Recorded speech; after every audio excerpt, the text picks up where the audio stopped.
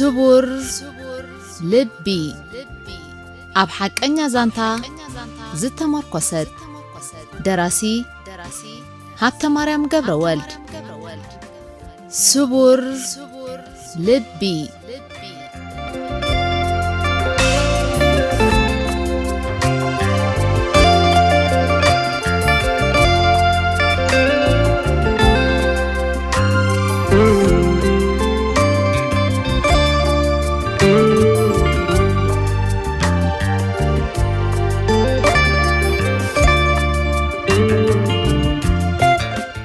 سلام كمي تغنيو زخبركم تخاتلتي مدبات سينما سمرة بفلاي دما تخاتلتي حق أنيا زانتا سبور لبي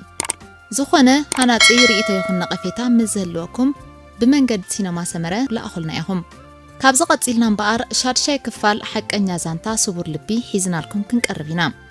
أبزح لفا حمشاي كفال زانتا سبور لبي روبيل ناب كافتريا مسكدة مصنعتي قدم مجمارو ناب رقات دبدابي 5 صحفن بدحرزي مس بنيام عركو دبدابي أبصحو إنها تملسن كله كم استراخبون رجعتون بتمساسالي نتا كابروبيل زمتأتا دبدابي أب حتصير جزء ملسا جبري كم سردت لان تقطعتلنا نيرنا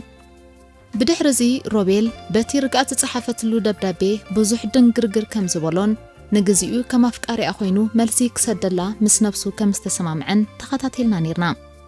شارشك فال حق أنيا زانتا صور لبي يقتل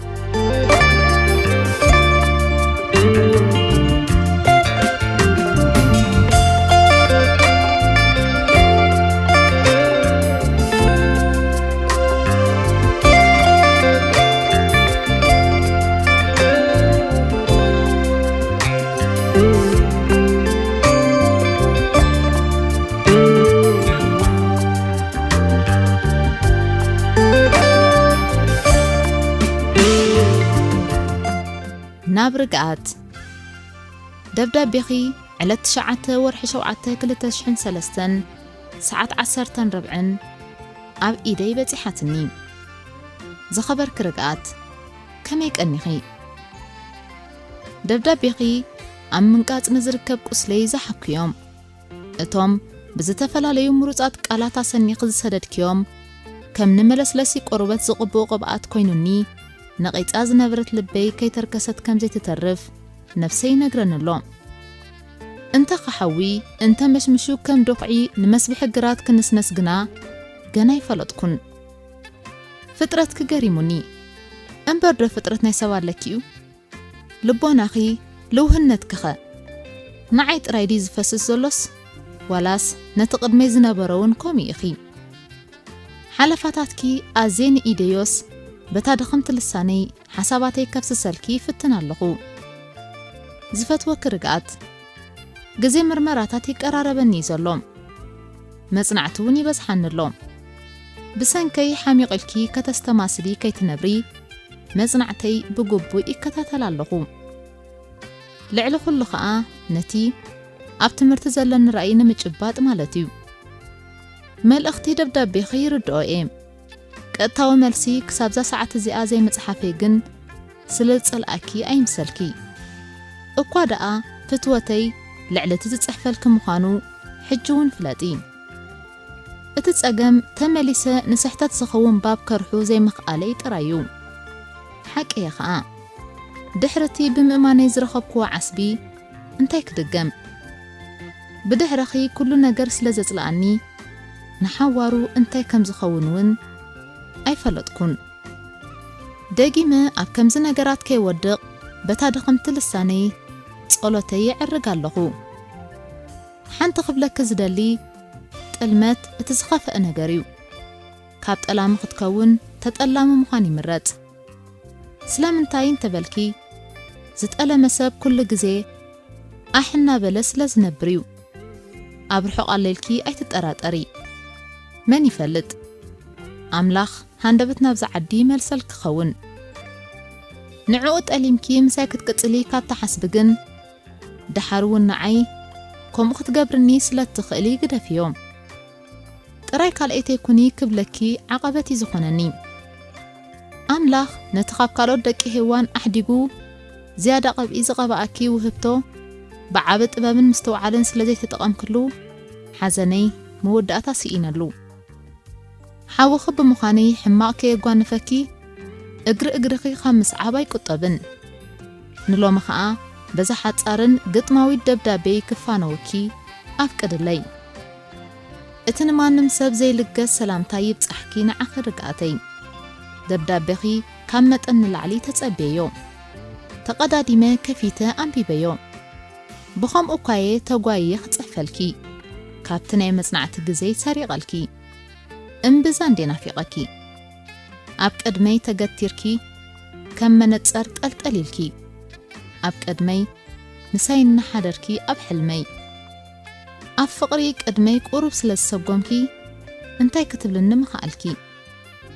اسكا نغرني مستيرناي زفقري مساي كابكونكي بليت بقطري كال احمام حميمه خيهلو اب كمز خبصحكو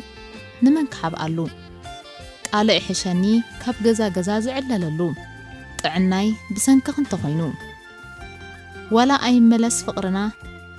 اب طقا غزاخم طراي غزا دليلي كتات وقت وصي كريك عيني لبي كعقبلي انبر حجرو بحنساب تنبيرو ازخل فقرنا كبهاليو نيرو مرسخي بهنقوت هيصبا حوخي روبيل ندبدابئا كامت ان لعليو زدنقو بفلاي اب صحاحفا بتماو تتقمرلهم مروصات قالات كل غزي مسعلليو كيلايا نخلو بمعرق تركبلو ناي مصحف لمدي زلوا بمخانا كوتا بتبتي مصخا امنت غديفكا زوت ابري بلان باهغو مملسو ان دمقه خمس خيد برهان ان حيل خده نغزيو سكرد اللالني بلمو مليسو اما واطركي اتو يسق اتعاركو زبلو كلنا ترد اخده حقي باتا معرخن بزنا تزاربت كم صمام اذنخ خيد كلخنا عيون صبق يكون شجراخ قلللالني كم تردانها يقبر انا بله معالتات قصر ترايه زمت دبدابيخه كم يخون حجخه انتي كتب ليلو بزعبو حسب ان قنين كلو هاندبت ملس مصطو نابس خبر كارو الحوي دبدابيخا بعلت 15 حمله 2003 بصحتني حجخا يسدل كلخو روبي الحوي دبدابيخا تهاويخ يمسلني مره دونغاتن مسيلوني ግና እንድዒ ካብታ ዝሰረድ ኩላ መዓልቲ ጀሚረ ክጽበስ ለጸናሕኩ ጥራየ በጅኻ ባጽንዕ ንዓይ ከተሐጉስ ኢልካ ዘይኮንካ ከተጽንዕ ከም ዘለካ ኣሚንካ ኣነ ደኣናትካ እንዴ ናበከ ከደካ ፈሪሕካ ኣብ ዝደለኻዮ ግዜን ቦታን ምስኻ ክኸውን እንዴ ከም ዝበልካዮ ክልቴና ብፍቕሪ ተበዲልና ንሳቐ ዘለና ሰባት ምዃና ኣዝዩ ዝሕዝን ነገር እምበር ካለድኣ እንታይ ጸገም ኣለና ድዩ روبيل حوي ኣብ ደብዳቤኻ እታ ንዓኻ ትረክብ ዕድለኛ ኣይለካ ነይረ ኣኽዋርያትካ ድያ ወዲ ሰብ ይሓስብ ይኸውን ግና ፈጻሚው ኣምላኽ እንድዩ ጸጽሑፍና ኣለና እኮ እሞ እታ ዕድለኛ ኣነ እንተኾንኩስ መን ይፈልጥ እስከ ኢልካ ሕሰቦሞ ሰብ እኮ በቲ ንሱ ዝሓስቦ ዘይኮነ ኣምላኽ ብዝወሰነ መንገዲ ጥራይ ዝጓዓዝ እቲ ክንራኸብ ዝገበረ ኣምላኽ ምኽንያት ኣለዎ እሞ بتعجستن كل نتصبيو كالق دما ليت كل جزء مساي تحضري بفقر قرب كابايس للسوقمكي كميو نجرني الكاني حراي كابا خزحب أنا قريب لين جن إذنا تيري إتيو كم قد النتجيركا أيتوصدون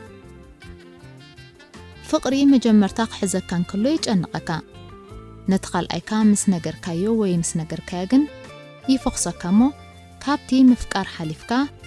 مسأ مسؤخ تحضر تجمر صبق دما يسمعكا قلنا فوقتي زقددلكا إذ دما نستوسنا جزي إننا وحياخ خيدن كلو كل يقدفمو كم نايك قدمكا تخون قن اتفقري بحنساب انتلخا أبوتولو مالتين تزي تبايسكام روبي الحوي كندمتاي كم زنافقخا تفلت تخون دبدابها جن أزاني حجة حتيراتني እንታይ ደኣ ክንድነውሕ ዝጽሓፍኩ ሓጺር ደብዳቤ ዲ ዝግባኣኒ ኮይኑ እንድዒ ጉባእ ኣይመስለንን ሮቤል ሓወይ ከም ተፍቅረኒ ይኣምን እየ እቲ ምእማኒ እኮ እዩ ኣብ ልዕሊ ፍቕሪ ተሰኪመ ዝጓዓዝ ዘለኹ እምበር ማእሰት ዝገብሮ ዘለኹ ጉቡእ ኮይኑ ግን እንድዒ ፍቕርኻ ንኹሉ ከይዕብልሎ ፈሪሄ እየ ዘለኹ መጽሓፍ ቅዱስ ከንብብ ከለኹ ፍርሐ ይውስኽ ግን ኩሉ ናይ እግዚኣብሔር ፍቓድ ኮይኑ ይፍጸም ስለ ዘሎ ይጸናናዕ ሮቤል ብገለ ኣጋጣሚ ሚኒባስ ክስቀል ኣብ ማይ ኣባሻውል ጠጠው እንተኢለ ሓሳብ ይጅምረኒ ናብ ገዛኹም ኪድ ይመጸኒ ከምዚ ኣብኡ ትጸንሓኒ ኮይኑ ይስማዓኒ ገለ ደኣ ጌርካለ ከይትኸውን ንዓኻ ዘብል ፍቕርኻ ሓይልኒ እዩ ዘሎ ገለ ሳለዎ እምበር ንስኻ ንዓይኮም እትብለኒ ኣነ ንዓኻ ኣምላኽ ምሕረት የወርደልና ሮቤል ሓወይ ኣብ ጥቓ ገዛኹም ክካረ እሞ ኩሉ ግዜ ክሪኤኪ ዲኻልካኒ ከምኡ እንተጌርካ ደኣ እንታይ ነብርኦ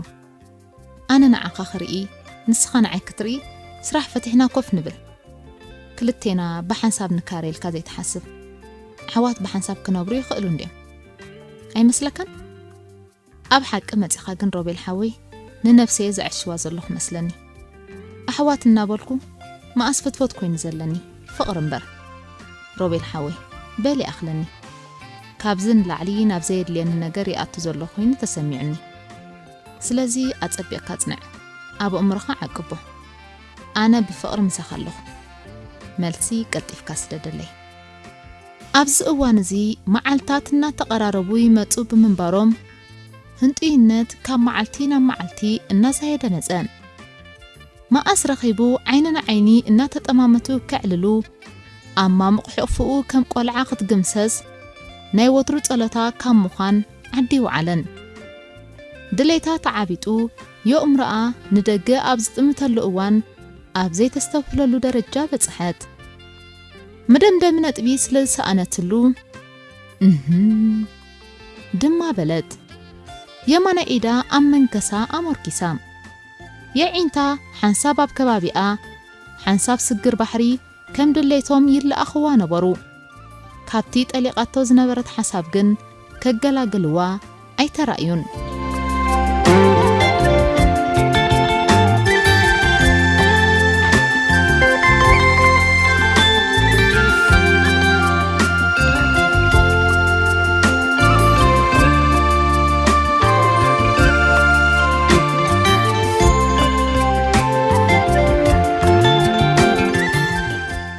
ሮቤል ኣብ ዝሓለፈ ሳምንታት ተጸሊእዎ እኳ እንተነበረ ባዕለይ ይኽእሎ እየ እናበለ ሸለሊልዎ ድሕሪ ምጽንሑ ሓደ መዓልቲ ሃንደበት ሰውነቱ ደኺሙ ርእሱ ጽርውርው ኢልዎ ኣብ መንጎ ትምህርቱ ሕልክስክስ በለ ክጻወሮ ስለ ዘይከኣለ ንመምህሩ ኣፍቀደሞ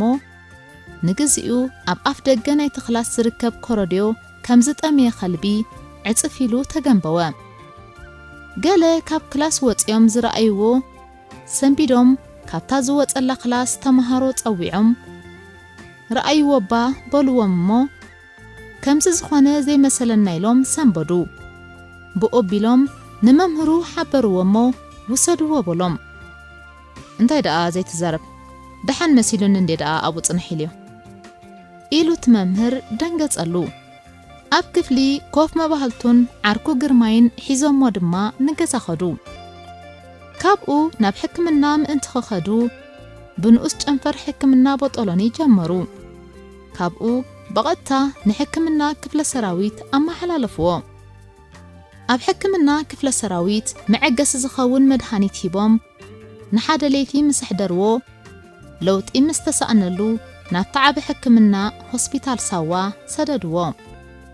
ተቐላጢፎም ንቐዳማይ ረድኤት ዝግበር ሓገዝ ገበሩሉ መደቀሲ ዓራት ሂቦም ከዓ ኣደቀስዎ ካብ መዓልቲ ናብ መዓልቲ ድሓን እናኾነ መጸ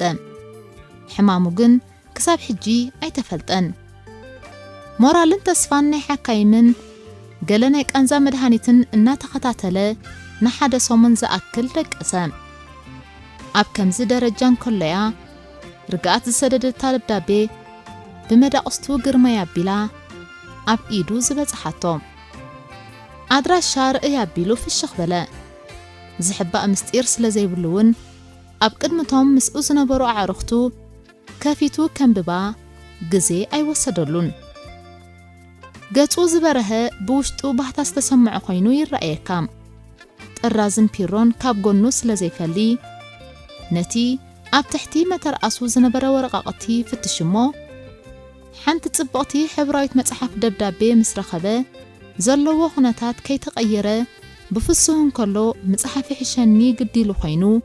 መልሲ ክህበሉ ተሃንደደ። እታ ብዕለት 15 ሓምለ 2003 ዝጸሓፍክያ ደብዳቤኺ ብዕለት 24 ሓምለ 2003 ብመንገዲ ደቂ መዳቕስተይ ኣቢልያ ኣብ ደቂሰሉ ዝነበርኩ ሆስፒታል ዝመጸትኒ። በመጀመሪያ አንታ መሕማመይ መነጊሩ ዋይለ ገሪሙኒ ምክንያቱ ከምዛ ኸትርኢኒ በአካል ዝመጻክ ኮይኑ ስለስተሰማዓኒ ብጣዕሚ ተሐጊሰ ስእለ ኸተቀጅልኒ ከመይ ከቐኒ ኽለይ ብዙሕ ከም ተሻቀሊ ኣምን እንተኾነ ሸለል ዝበልካይ ቆልዓ የጥንስ እንዲ ተባሂሉ ሸለል ዝበልኩ ሕማም ኣብ ሆስፒታል ከም ዝዳጎን ገይሩኒ ብጣዕሚ ይስገርመኪ ደሓኔና በልኩ ኣብ ገዛ ብዙሕ ስለ ዝገበርክየ ተሓሴምበር ኣብ ከምዝስ ኣይመበጻሕኩን ሕጅኳ እስከ ዓርቢ ቀዳም ሐሙስ እወ ጽቡቕ ኣለኹ ዳርጋ ሰሞኔ ሕሊፍ ኣለኹ ሓካይ ሙሞ ዘይገበሩለይ ምክትታል የለን 10 ግዜ ብመርመራ ደምን ሽንትን ትንፋሰይ ሞሊቐየ ክሳብ ሕጂ ግን ሕማመይ ክረኽቦ ኣይከኣሉን ኣብ መወዳእታ ሰረ ገለ ናይ ኣእምሮ ጸገም ከይከውን ኢሎም ክልተ ሓካይም ንበይነይ ኮፍ ኣቢሎም ዘለኒ ጸገማት ክገልጸሎም ሓቲቶምኒ እኳ ብዛዕባ ፍቕሪ ከይተረፈ ኣነ እውን ሓቂ ዘረባ ከይሓባእኩ እቲ ኩሉ ዝስምዓኒ ነገራትን ናፍቖትን ናይ ስድራ ከም ዘለኒ ለይቲ ለይቲ ከም ዝብህርር ካልእ ከዓ ማህረምቲ ከም ዝነበረኒ ሓበርክዎም ንልዕሊኦም ዘሎ ሕክምና ከሕልፉኒ ምን እኳ እንተነበርኩ ከም እንደገና ክድቅስ ኣዚዞምለይ ምስቲ መግቢ ምብላዕ ከኣብየኒ ዝቐኒ ጽማኣት ከተደሚሩ ናብ ዓዲ መዋትያን ከይወስደኒ ነዛ ዕሸል ዕድሜ ደንጊጸላም መቸም እንታይ ይበሃል ኮይኑ ንስኹውን ነዚ ሓይመየ ዘለኹ ሕማም ካብ ዘጋደድኪ ሓንቲ ረቋሒታት ብምዃን ክመጠን ምስ መጻኹ ነቲ ብሰንኪኹውን ሓሚሙ ዘሎ እምረይ ክትሕክምዮ ኣብ ሕቑፎኺ ከተውዕልየ ምዃንኪ ሓሲብ ኩሉ ጽንሒ ኣብዚ ግዜ እዚ ካብቲ ዝነበርኩ እናሓሽኩ መጽእ ኣለኹ እዛ ሓጎስ ሒዛትለይ ዝመጸት ደብዳቤ ኹን ብመንገዲ ኸቢላ ካብቲ ጥዑም ኣየር ናይ ኣስመራ ፈውሲ ሒዛትለይ ዝመጸት ኮይኑ ተራእዩኒ ምኽንያቱ ካብዘን ኩለን ኣብዚ ዝደቀስ ኩለን መዓልታት እዛ መዓልቲ እዚኣ ስለ ዝተበረሃትኒ ካብ ዝቐንኹ ዓብ ለውጢ ዘምጻእ ኮይኑ ይስምዓኒሎም ካልእ ስትረፍ መግቢ እኳ ክለክፍ ጀሚረ ነቶም ሒዞምለይ ዝመጹ ዕሩኽተይ ሓፍተይ ምዃንኪ ምስ ነገርክዎም ብጣዕሚ ተሐጊሶም ኮነልኪ ከተጸናንዕኒ ከም ሰደድክያ ምስ ነገርክዎም እሞ ግደፍዮ ከምቲ ዘየለ ምረቓዮም ለጊሶምልኪ ዓስ ብትርከብ ጽቡቕ ፍጠረላ ኢሎም መሪቖምኺ ደሓኒው ኣይትሻቐሊ ኢሎም ኺልካ ጸሓፈላ ኢሎም ነየ ጽሕፈልክ ዘለኹ ዝቕጽል ደብዳቤኺ ካብ ዝምስ ወጻእኩ ከም ዝቕበሎ ኣይጠራጠረን ሰናይ ክዝምነ ሮቤል ብምባል ዓጥዩ ክሰዳ ኣዳለዋ ቻው ብሰላም ይረኽበና ሓውኽ ሮቤል ኣይሚስዩ ሮቤል ወላ እኳ ሕማሙ ንግዚኡ ኣይነጸረሎም እምበር እቲ ዝግባእ ዝተፈላለየ ናይ ሓይሊ ኢንፊጅንን ካልእን እናሃቡ ከም ዝሕሾ ጥራይ ዘይኮነ ከም ዝሓዊ ገይሮም እዮም ኣካላዊ ድኻሚዩ ካልእ ብዓይኒ መርመራ ዝረአ ሕዱር ሕማም ኣይጽንሐን ኣብ መበል 11 መዓልቲ ከዓ ተማሓይሹ ካብቲ ሆስፒታል ወፀ ንሓደ 3 መዓልቲ ዝኸውን ከዓ በጻሕቲ ገሊኦም ማንጎ ብሽኮትን ካልእ ማልእን ሒዞም እናመጹ ከዘናግዕዎን ክርእይዎን ቀነዩ ኣብ ዝሓሸን ዝበለጸን ኩነታት ምስ በጽሐ ትምህርቱ ክከታተል ጀመረ ርግኣት ደብዳቤ ኣብ ርእሲ ደብዳቤ እናጸሓፈት መዓልታዊ ከም ትከታተሎ ዘላ ሓኪምያ ትመስለካ ብዘይ ምግናን ደብዳቤ ኣብ ሰደደትላ መዓልቲ ዳርጋ ኣይተሕድራን እኳ ብኸምዚ ምኽንያት እዩ ነታ ጌና ካብ ሆስፒታል ውፅእ ኢሉ ዘወር ክብለላ ዝጀመረ መዓልቲ ጥዑም ንፋስ ዝሓዘት ደብዳቤኣ ደበኽ ዝበለቶ